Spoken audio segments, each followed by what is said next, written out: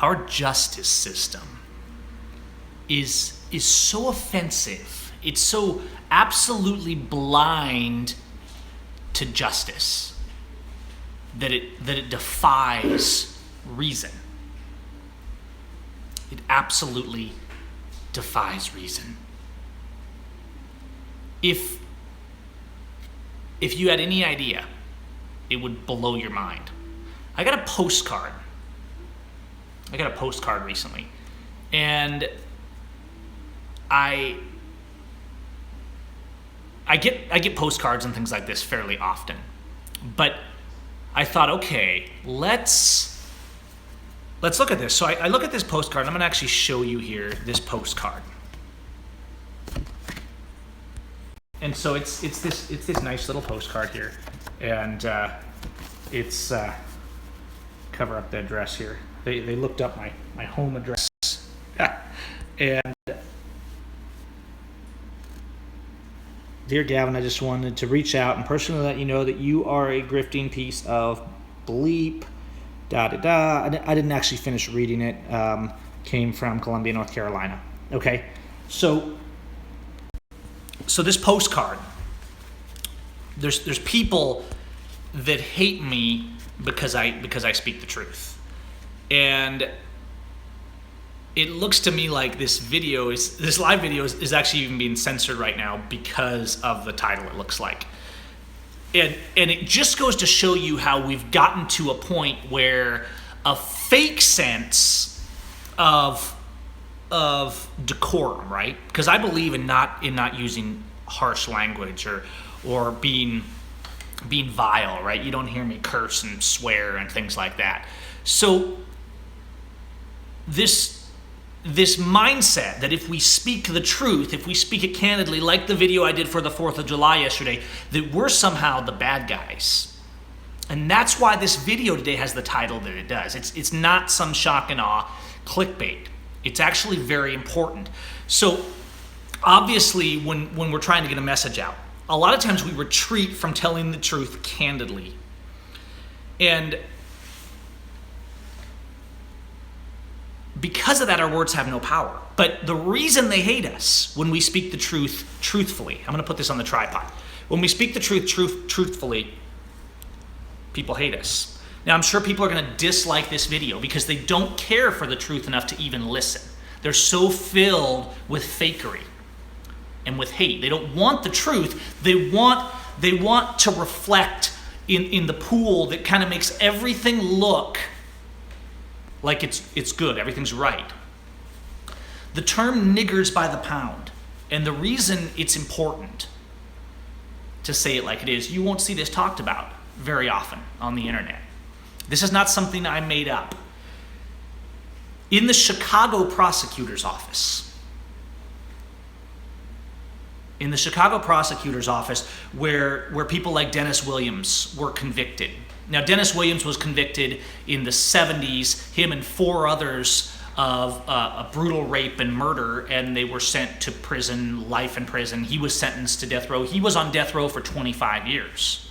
Of course, they didn't commit the crime. They were just there because they were convenient to put away. Now, if you go back, and this is probably still happening, but there was an article in 1999 that really exposed this. And if you go back to the prosecutor's office in Chicago, they had a competition. See, it was all about convictions in the prosecutor's office. And so they would actually give out these green stickers for every conviction they got, and there was a red sticker. It was a competition between them to convict. Now, of course, it was far easier for them to convict the black people. I mean, racism is a real thing. I don't like to get hung up on race. But it's a real thing. And there's no question that whoever is the weakest or downtrodden or perceived, whoever they can spin the perception of, is who our terrorist justice system and our treasonous blue line will attack. So I will be attacked for the title of this video. But the title of this video is a piece of history. Because in the prosecutor's office, they have what was called the 2-ton contest. Now, one of the lawyers, Goggin, who's kind of a notorious Chicago prosecutor, and who tried tons of people who were not guilty, and some of their convictions were later vacated, but he destroyed the lives of many, many people. And when he came in, I believe it was on his first day into this room, they were sitting there and there was a scale on the floor.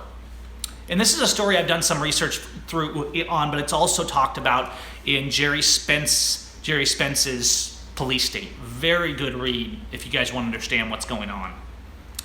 And he walked in and he's sitting, and there's a scale in this office at the Chicago prosecutor's office. And he says, well, what's the scale for? And they said, well, that's for the 2-ton contest. And the 2-ton contest was explained was where as soon as they convicted someone, they would march them into this room and they would weigh them. And the goal for the prosecutors in Chicago was to see who could get to 4,000 pounds, to 2 tons first. So it was a competition. It had nothing to do with justice. This was the prosecutors, right? These are the people protecting you. People like Dennis Williams were notoriously convicted off fake police testimony. They would intimidate witnesses. The conviction was completely fabricated. And this man sat for 25 years on death row. Not everybody else actually got off. There was people executed under this same system. Let me clear out some of these trolls here. So this is the level, right? We say, well, this is offensive to say this word. Niggers by the pound. You know why it's called that? Because that's what they called it. Because the people that they could convict the easiest were black. And so internally, the prosecutor's office referred to this competition where they would weigh the people that they railroaded to see who could get to 4,000 pounds first. Internally, it was called niggers by the pound. That's what they called it. That's the state of our justice system. This is the mindset of people that for profit traffic human beings. This is the mindset of the blue line in America. Now, does that mean every community, their target is black people? No. You have communities where the target is Mexicans. Like here, they target the Mexicans. Is it because they have it out for Mexicans? Maybe not. It may just be that those are an easy narrative to say, look, these are the bad guys, right? So that's who's targeted here. But in some areas, it's the white, downtrodden people of the South, right? It's not always about race. So the narrative, I have no idea what's going on over here. Get Motor Trend on demand now. Good Lord. Stupid pop-up video ads on some website somewhere. So when we speak the truth, when you lay it out like it is, it's going to offend people, right? And that's why I get hate mail postcards, because I tell truths, and when our words have power, when you tell truths, people react. They may react with anger, with violence, with lies. They're constantly slandering and lying. Now, I don't use this word as a matter of course, because yes, it's only a word, but I also know it offends people. But when I read this, and I thought, well, I should tell them this story about how corrupt the prosecutors in Chicago were, how evil this system really is. And I thought, no, I don't want to actually say it. I don't want to title it. But here's the thing. I said, that's what it is. That's what it is. And this particular incident, yeah, it happened some decades ago, the Dennis Williams case, but don't think for a moment that our justice system has improved, because there's more convictions and more people going to jail than ever.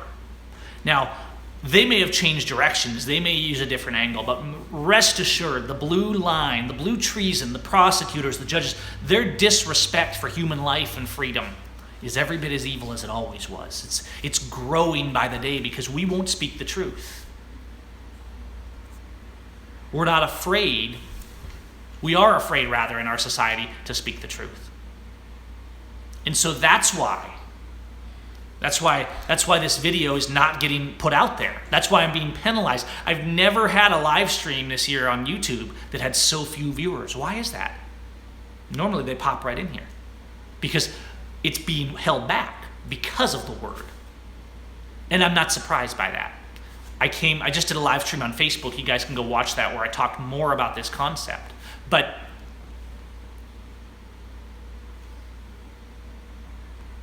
wow, this is really drawing the trolls. If you speak the truth, people will hate you, but you speak the truth anyhow. But not for shock and awe. Not for anger. Put aside your anger. Speak the truth because people need to hear it. The only reason I used this title, these words tonight, is because that is the truth. And you have to look at that sobering truth and realize that this is what our country is. America's the nation of terror. And people say, well, it used to be better, except for there were things like this. And now they say, well, it's getting really bad, except for back then, things like this were still going on. So you see, this has been going on for decades, and it will only change when we stand up and love our neighbor enough to stop it. We have to oppose the blue line.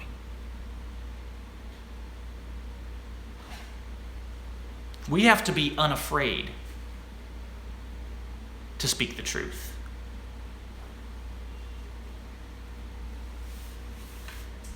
And that's what I had to say tonight. That's why I wanted to use this title. And this won't go viral, and I'll probably be called names for using this title. And I thought, I'm not going to use that title. I'm not going to say the title like I'm actually saying it, right? I'm not going to say the title that represents the story I'm going to tell. It would be too offensive. Except for that's the title. That's the words of the prosecutors. That's what they thought of the human beings that they were trafficking. And there's people who are still sitting in little cement cages from the hands of these evil people, while these prosecutors run around and still act like heroes in their private practices, because the prosecutors are never held accountable. And so absolutely there's targeting. Sometimes it's about race, sometimes it's about faction, but it doesn't matter because it's evil either way. Now, fake patriots like to go around and they like to pretend, there's no racism. You guys are just race baiting, or you guys are just trying to get attention, right? And sure, that happens. People often get too hung up on race, and I don't like us to get hung up on race because we're all human beings. But we also got to be willing to say it like it is, without fear. All right, I see this one threw everyone for a loop tonight, so I'm sorry about that if that's how it affected you.